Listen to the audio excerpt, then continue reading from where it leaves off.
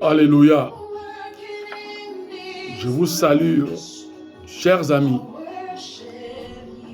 mesdemoiselles, mesdames et messieurs de l'humanité, dans le nom merveilleux de notre Seigneur Rédempteur Jésus-Christ. Je suis Bienvenue Mavinga, docteur évangélique. Il est de coutume auquel je reviens vers vous, mon auditoire en ligne, de temps à autre, lorsque l'Esprit de Dieu, le Saint-Esprit me pousse à vous communiquer une réflexion évangélique qui est vitale, qui confirme votre destinée sur cette terre des hommes, de son début à sa fin, et son nouveau commencement qui tend vers l'au-delà divin,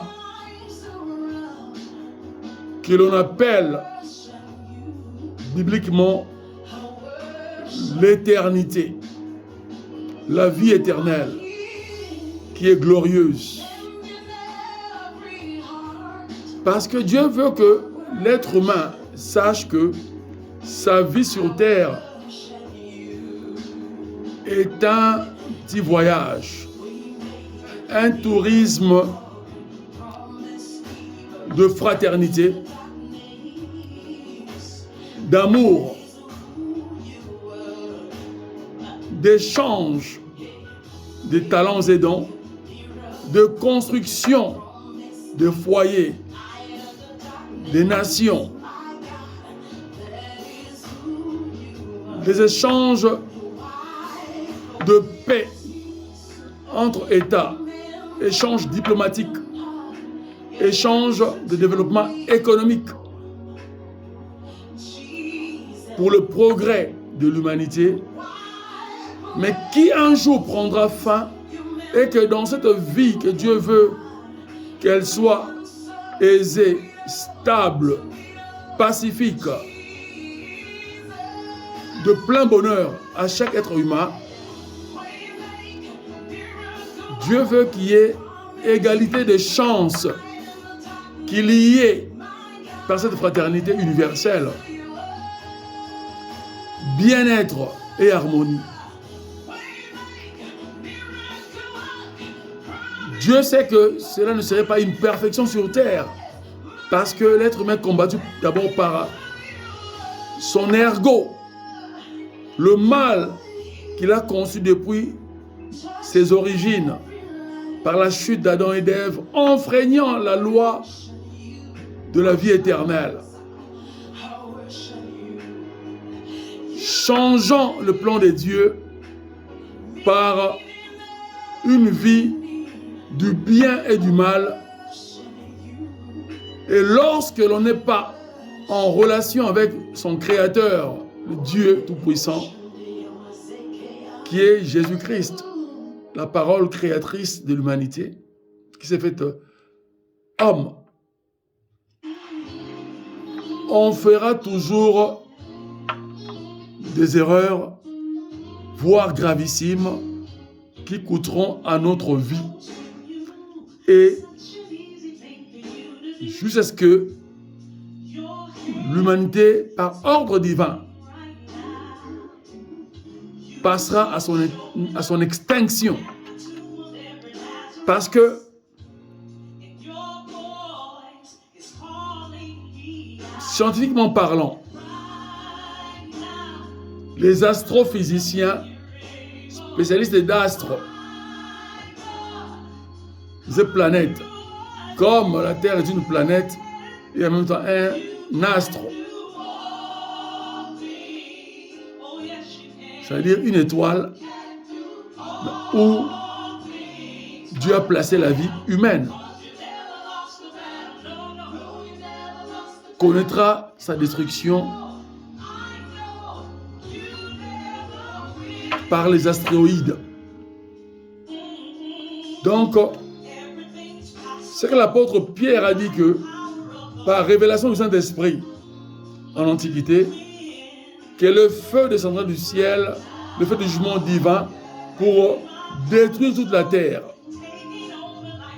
Et aujourd'hui, Dieu révèle par les sciences cette exactitude.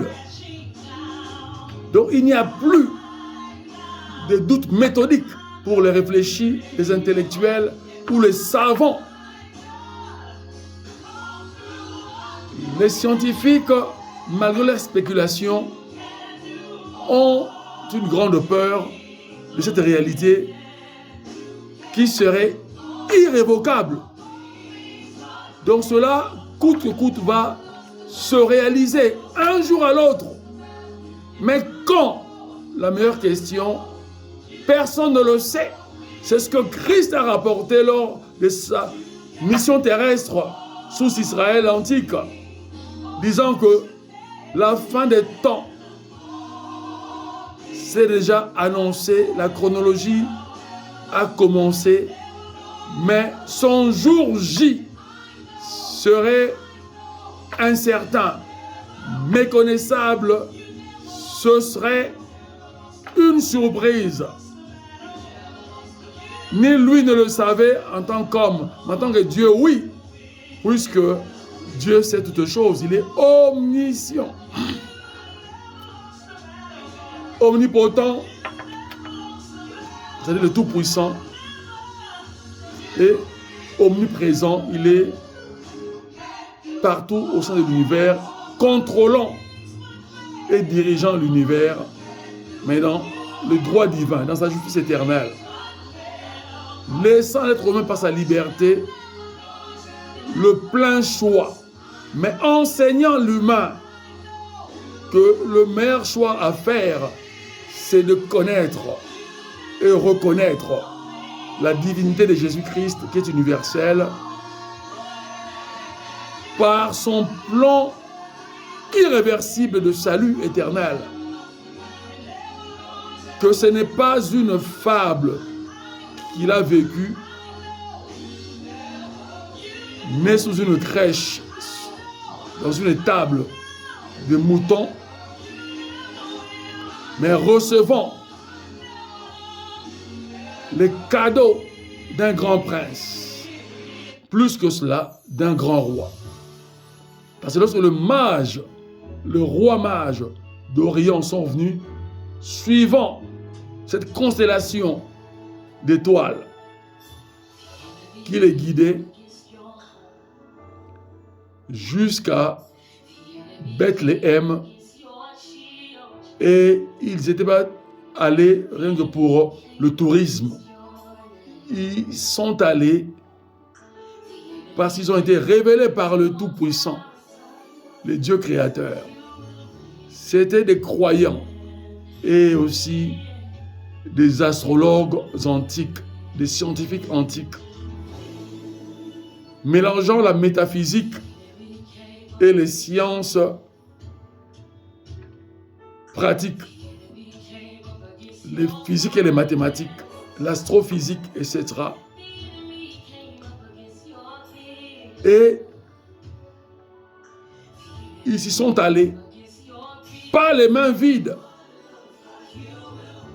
Ils sont allés à signe de révérence, d'adoration au roi des rois, qui est le divin, le Dieu créateur, né comme un homme. Mais pour eux, c'était le divin qui est né, le Dieu qui est né, qui est venu sur terre. Malgré qu'ils avaient aussi des croyances erronées, croyant que les divinités, ce sont des êtres humains extraordinaires et qui vivent, d'après leur histoire ancestrale, qui vivent avec les êtres humains. Comme il est le cas de la mythologie gréco-romaine, et j'en passe. Dieu est extraordinaire. Et il a voulu que Christ venant sur terre, nous enseigne qui est le divin et qui sommes nous. Et il nous a donné le pouvoir suprême d'enfant de Dieu qui ne s'effectue pas par les moyens intellectuels humains ou par les efforts humains, uniquement par la puissance du Saint-Esprit qui est l'Esprit de Jésus-Christ. Et lui-même, Dieu est venu nous montrer qu'il est le créateur de l'être humain et de tout ce qui se trouve au sein de la nature, au sein du globe. Qu'il a créé l'être humain à son image, à sa ressemblance, et il est venu se transposer dans l'homme. Pourquoi l'homme masculin? Parce que Dieu porte la casquette d'autorité suprême de l'autorité masculine. Il porte le qualificatif du Père éternel. Mais en lui, il y a aussi la Mère éternelle. D'où l'être humain conçu et biologiquement, Dieu a voulu que l'être humain comprenne sa source, qu'il est conçu de chromosomes 33, paire de chromosomes X et Y, c'est-à-dire mâle, qui est le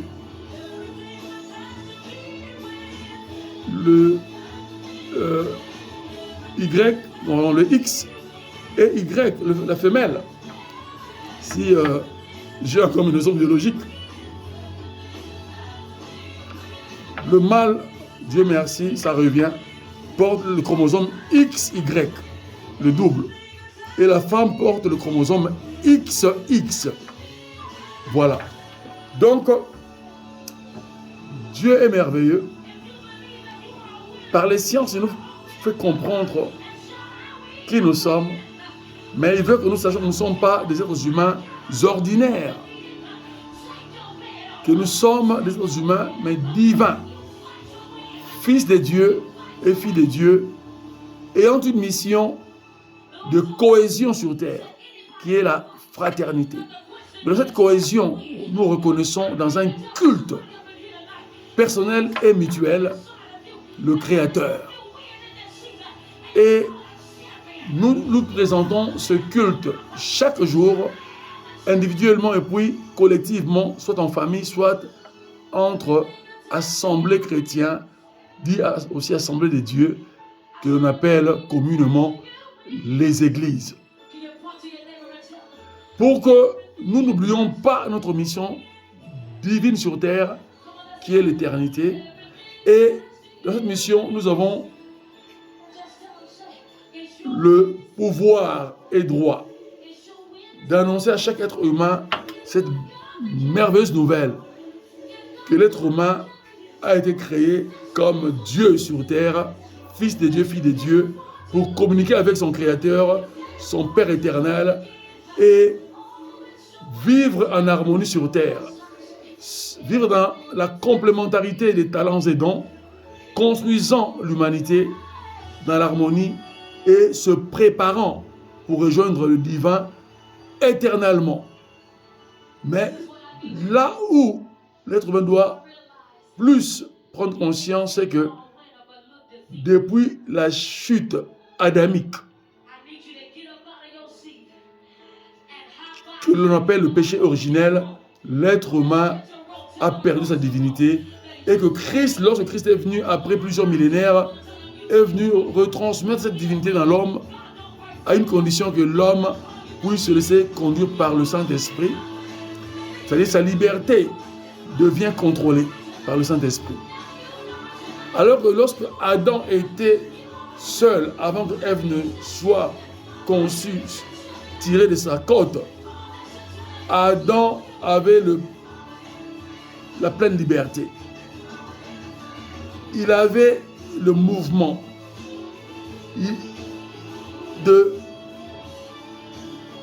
d'aller au ciel, c'est-à-dire le pouvoir et les moyens d'être avec Dieu au ciel et d'accueillir aussi Dieu sur terre. C'est-à-dire, le mystère par la révélation, c'est que le porte des cieux s'était approché et accroché à la terre planétaire. C'est ainsi que même Jacob, Dieu lui a montré cette vision, les anges descendant du ciel vers lui et remontant de la terre vers Dieu. Et Christ lui-même, dans sa mission terrestre, a révélé à l'humanité qu'il était en permanence avec le divin, avec Dieu lui-même, puisqu'il est lui-même Dieu, et avec les anges qui l'assistaient à tout moment. Donc il avait cette connexion en tant que Dieu devenu homme, mais la connexion entre ciel et terre. C'est pour ça que vous pouvez réaliser les activités célestes sur terre, dans l'immédiat, quand il voulait. Et il nous a donné la plénitude de sa divinité pour faire autant. Si les chrétiens nés du Saint-Esprit, enfants de Dieu, ont compris cela, nous chrétiens, nous changerons le système politico-économique du globe en bien. Ainsi, j'intitule cet enseignement le culte divin. Le culte divin. Qu'est-ce que le culte divin? C'est tout ce que je viens d'élaborer. C'est-à-dire la destinée de l'être humain. Pourquoi cette destinée? Quel est son devoir, sa responsabilité dans cette destinée? Et où va-t-elle cette destinée? Est-ce qu'elle va s'évaporer dans la mort et que l'être humain, connaissant la corruption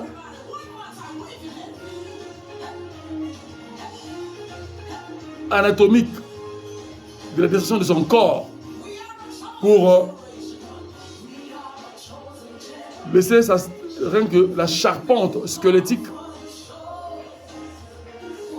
et que cela serve de l'histoire aux générations à venir. Est-ce cela l'humanité que Dieu nous a envoyée? Non. En partie, oui, mais pas complètement. Le complet, c'est que après la mort, il y a la vie. Mais quel genre de vie? Et Dieu veut que l'être humain soit responsable, comprenne exactement sa volonté. Que notre vie sur terre est le rachat des erreurs qui étaient irréparables qu'Adam et Ève avaient commises. Ces erreurs commises par Adam et Ève, Christ est venu les réparer et nous donner une seconde opportunité. Parce qu'avec Dieu, il y a des opportunités, il n'y a pas de chance. La chance est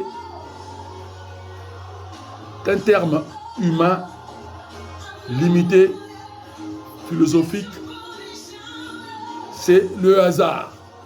Alors que la vie humaine sur terre n'est pas fruit du hasard, c'est la réalité. C'est un plan divin réalisé et qui doit aboutir à son terme. Et le terme de ce plan divin, c'est l'éternité.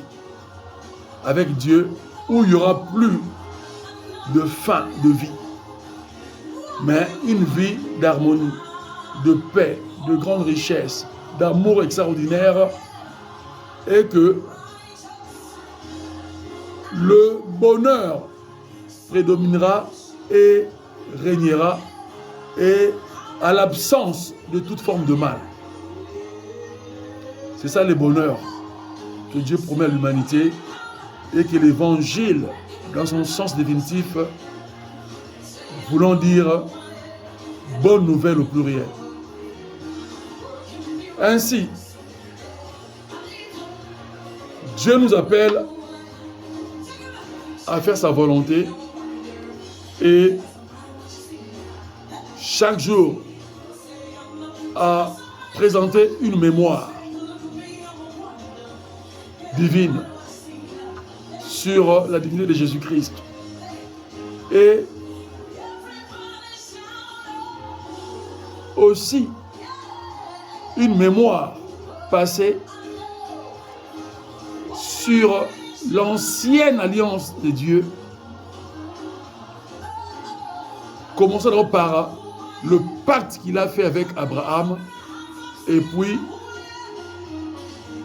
après quelques millénaires, son plan pour préparer l'humanité à la foi et au salut. Il a établi l'ancienne alliance avec Moïse. Nous en connaissons l'histoire. Et puis, les prophètes ont relayé la loi mosaïque jusqu'à ce que Christ vienne. Trouvant cette loi mosaïque, Christ a dit, je ne suis pas venu abolir, c'est-à-dire annuler complètement cette loi. Non, je suis venu annuler une grande partie de cette loi sur les pratiques des sacrifices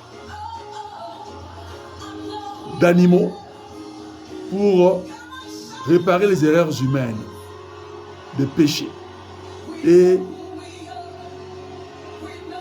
que la prêtrise puisse en faire l'intercession. Et le ministère prophétique orienter la volonté de Dieu dans cette ancienne alliance.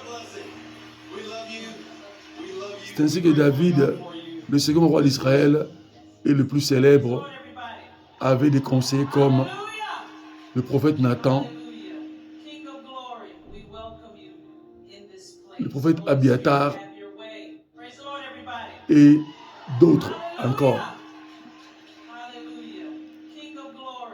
Et Dieu voulant nous faire comprendre que le temps des sacrifices d'animaux était déjà révolu. Terminé, Christ, là où il a dit qu'il est venu maintenant, non abolir, c'est-à-dire pas complètement, mais accomplir, c'est-à-dire compléter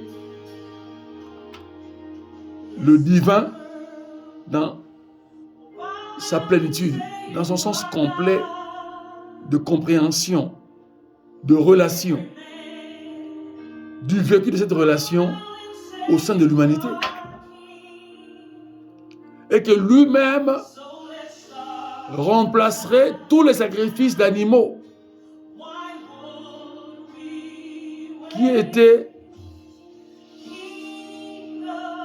qui faisaient objet de culte ancien dans l'ancienne alliance. Parce que pour que Dieu écoute une simple prière, il fallait que le sang d'un animal bovin puisse couler, soit un agneau ou un mouton ou une brebis ou bien un taureau ou une vache ou pour les pauvres, c'était les pigeons. Et quand Christ est venu abolir cette loi-là, parce que Satan utilisait les mêmes lois mosaïques pour la pratique de la magie noire. Satan ne fait qu'imiter Dieu. Mais comme lui ne peut pas donner la vie, lui détruisait les vies humaines par le symbolisme des sacrifices du sang d'animaux et humains. Et cela continue encore jusqu'à aujourd'hui. Tant que l'humanité existera, Christ est venu mettre fin à cela pour nous dire que c'est lui qui est le porteur de tous les sacrifices. Comme lui, il est parfait. son corps était un corps parfait. Dieu né d'une femme pécheresse, mais qui avait un exemple de témoignage frappant, distingué sur tout Israël, la Sainte Vierge Marie. Mais Christ ne veut pas, n'avait pas l'ADN de Marie. Il avait l'ADN de Dieu, puisqu'il n'avait pas un père humain. Mais c'était une conception spéciale que Dieu lui-même s'est faite. Dieu est venu se faire concevoir lui-même dans les entrailles d'une femme vierge pour montrer l'exemple qu'il faut être pur pour que je puisse communiquer avec vous. Mais comme il est Dieu et le Créateur, il n'a pas besoin des gènes de Marie. C'est spécial, c'est là où les sciences n'ont plus d'analyse. Donc, lui, le créateur des sciences, le supra-scientifique, s'est fait homme dans le ventre d'une femme et né, respectant le délai de la naissance qu'il a octroyé à la femme, 9 mois, et il n'est né sans péché. Et il n'en a commis aucun lors de son ministère terrestre.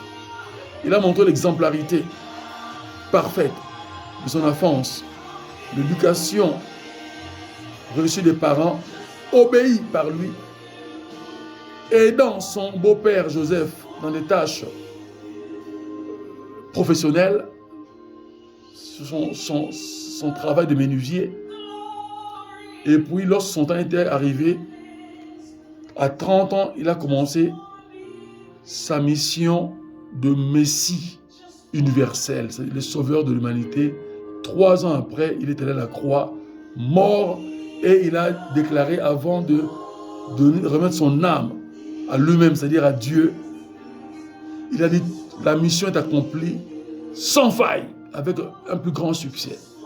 C'est ça son terme final de déclaration, du discours universel et éternel. Le tout est accompli.